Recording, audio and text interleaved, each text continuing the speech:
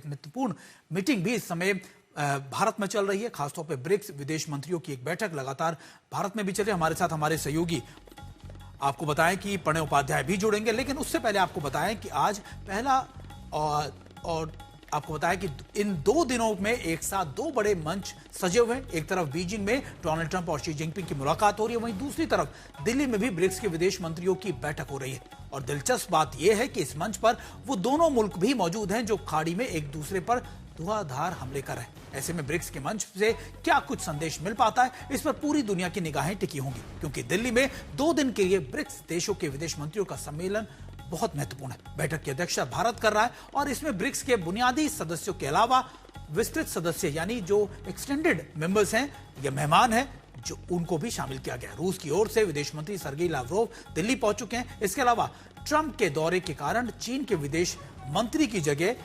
भारत में मौजूद विदेश के चीन के एम्बेसडर यहां पर मौजूद हैं। चीन का प्रतिनिधित्व भारत के राजदूत कर रहे हैं, शू फई होंग की तरफ से किया जा रहा है। इसके अलावा Cuba, Malaysia, Thailand, Vietnam, Iran और यूएई, मालदीव, इथोपिया जैसे देशों के विदेश मंत्री भी आज भारत में मौजूद हैं। इस बैठक का एक मूल है building of Reliance, innovation, cooperation and sustainability यानी लचीलापन, नवाचार, सहयोग और सतत विकास यानी स्टेबल विकास की बात कही जा रही है। यानी 4 बड़े पिलर जिसके ऊपर लगातार ब्रिक्स का ये सम्मेलन या फिर आप कह सकते हैं एक बड़ी बैठक हो रही है। लेकिन इन सभी लक्ष्यों की राह में तेल और गैस की किल्लत एक बड़ा प्रभाव डाल रही है। जाहिर तौर पर इस बैठक में उन मुद्दों पर भी सबसे अव्वल चर्चा की संभावनाएं जताई जा रही है, जहां पर ब्रिक्स के विदेश मंत्रियों की तरफ से इन पॉसिबिलिटीज या फिर इन चैलेंजेस पर भी, इन चुनौतियों पर भी बातचीत की जाएगी।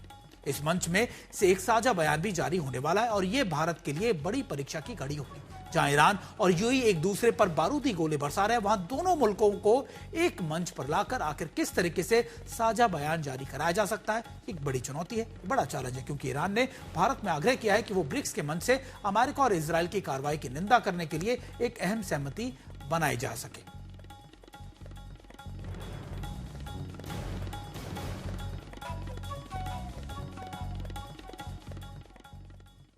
और देखिए इस बड़ी बैठक पर दुनिया भर की नजरें और इसी बीच हमारे साथ हमारे संवाददाता ब्रिक्स बैठक के वेन्यू से सीधे जुड़ रहे हैं प्रणय उपाध्याय, उनका रुख कर लेते हैं। प्रणय, ईरान और यूएई खाड़ी में एक दूसरे पर बम बरसा रहे हैं, जहां एक मंच पर एक दूसरे के मुद्दे वैसे ही हैं, तो वो कैसे एक राय कायम कर सकते हैं? भारत अध्यक्ष की भूमिका में है, तो ये कितनी बड़ी चुनौती है भारत के लिए भी?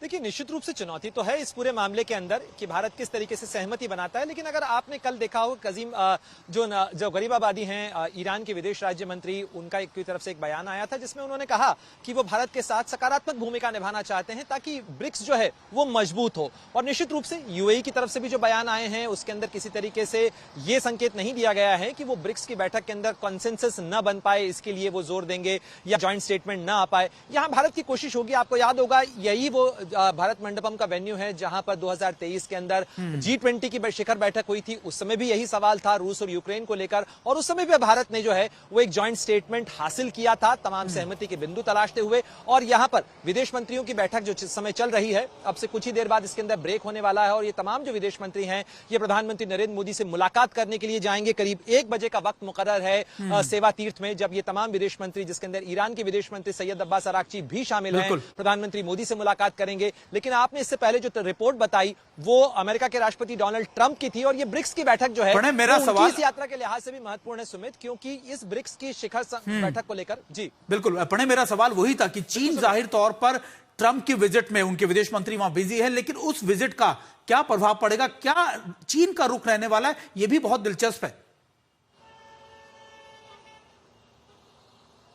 देखिए, निश्चित रूप से ब्रिक्स के संस्थापक देशों के अंदर शामिल है चीन के विदेश मंत्री वांग यी भले ही राष्ट्रपति डोनाल्ड ट्रंप की यात्रा के कारण भारत में न आ पाए हों, उनका प्रतिनिधित्व उनके राजदूत कर रहे हैं शू फई होंग, लेकिन चीन भी चाहेगा कि ब्रिक्स मजबूत हो। वो ब्रिक्स जिसको राष्ट्रपति डोनाल्ड ट्रंप जो हैं वो काफी भला बुरा कह चुके हैं, काफी तंज कस चुके हैं, और आज ब्रिक्स के ही एक सदस्य देश चीन की धरती पर वो इस समय मौजूद हैं और कोशिश उनकी है 4T के ऊपर कामयाबी हासिल करने की। 4T है ट्रेड, टेक्नोलॉजी, तेहरान के साथ डील और ताइवान का मुद्दा। अब राष्ट्रपति डोनाल्ड ट्रंप इसमें कितने कामयाब हो पाते हैं ये देखना होगा, क्योंकि इसलिए यह सवाल उलझा हुआ है यहां पर, क्योंकि प्रतिस्पर्धा के मुद्दे बरकरार हैं। राष्ट्रपति डोनाल्ड ट्रंप डील भले ही लेने गए हों, उनकी इच्छा होगी कि बोइंग ज्यादा एयरक्राफ्ट चीन खरीदे, सोयाबीन ज्यादा चीन खरीदे, एग्रीकल्चर के ऊपर जो पाबंदियां लग रही हैं अमेरिका के उत्पादों पर वो हट जाएं, और साथ ही एक ट्रेड डील उन्हें हासिल हो पाए। वहीं चीन की भी कोशिश होगी कि एक थोड़ा सा फंसे हुए, थोड़ा सा कमजोर नजर आते ट्रंप चीन के लिए ज्यादा फायदेमंद साबित हो सकते हैं, और ऐसे में राष्ट्रपति